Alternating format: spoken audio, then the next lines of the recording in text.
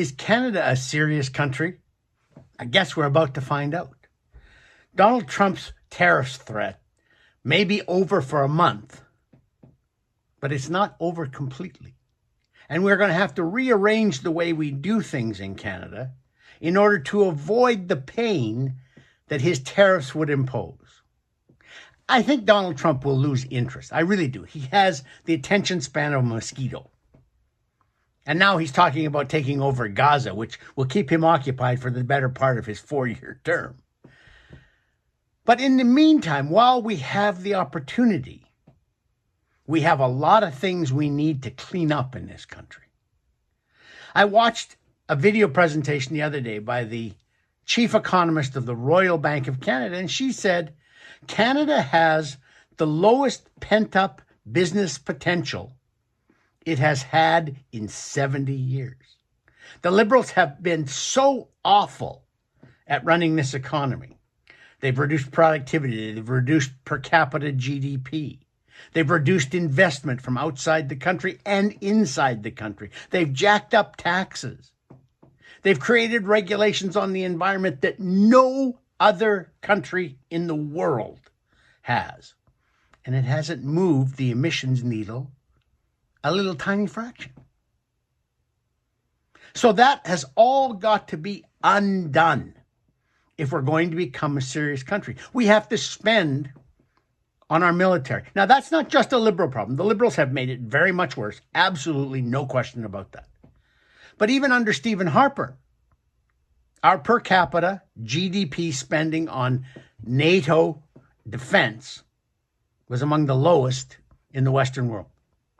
We've simply got to be serious about buying tanks and ships and planes, recruiting new soldiers, and buying them the technology they need to defend us from modern threats. That's a given. It's got to happen.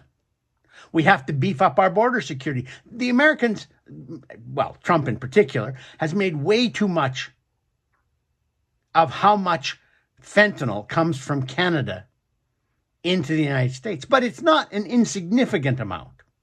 And they're right to say, as good neighbors, we should stop it from coming.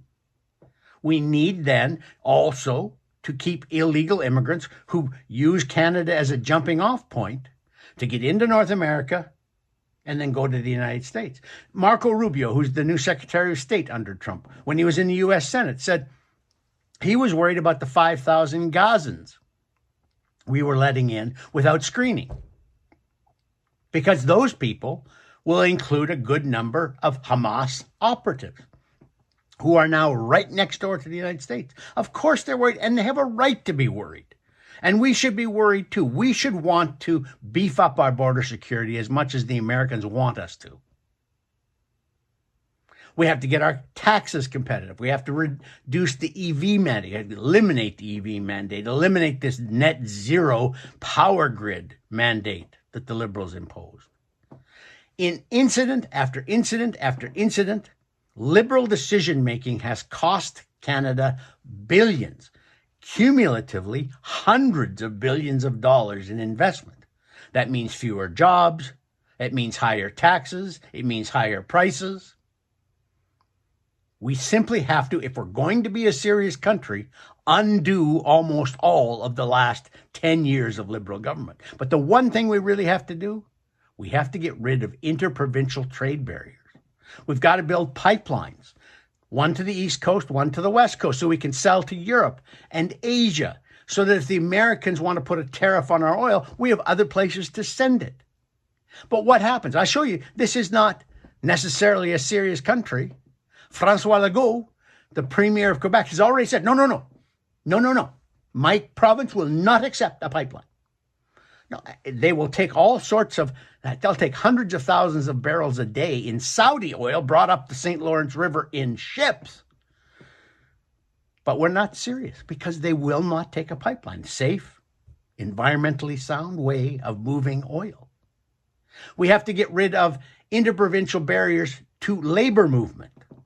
Standards, for instance, for teachers and nurses have to be made nationwide. We've got to get rid of the different security systems that make it almost impossible to invest in one province and then try and invest in another. We have to get rid of things like interprovincial trucking barriers that make it hard to ship things across. One of the reasons why we trade so much with the United States is it's easier to ship goods from Canada to the U.S. than it is to ship them across the country. Trevor Toome, who's an economist at the University of the University of Calgary, has said that the cost to Canada, to Canadians, of interprovincial trade barriers is close to $6,000 per family per year.